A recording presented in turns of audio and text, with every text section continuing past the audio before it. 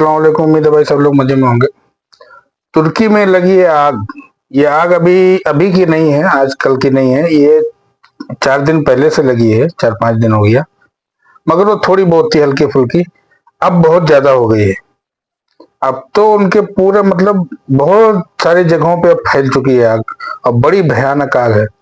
आपको पता है सैलाब में तो खैर फिर भी कुछ चीज बच भी जाता है, रास्ते में पानी के रास्ते में घर हो रहा है या गिर गया, ठीक है तो। मगर आग तो सब कुछ जला के खत्म कर देती है। अब उनकी जंगलों में लगी है आग। अब वो फैलते हुए अब वो शहरों की तरफ आ रही है। आप ये वीडियो में देखोगे, कुछ लोग मारे भी गए हैं, फॉरेस्ट गार्ड।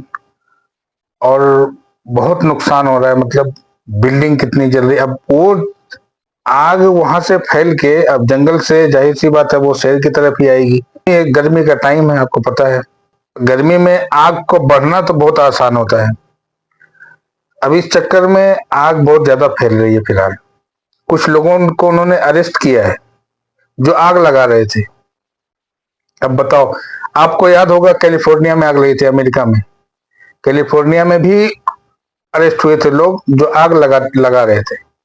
यही सेम चीज हुआ है तुर्की के अंदर। यहाँ भी कुछ लोगों को पकड़ा गया है जो आग लगा रहे थे। अब ये तो जांच में पता चलेगा कि क्यों लगा रहे थे। क्या अमेरिका ने भी जांच किया, मगर वो रिपोर्ट बाहर ही नहीं आई अभी तक।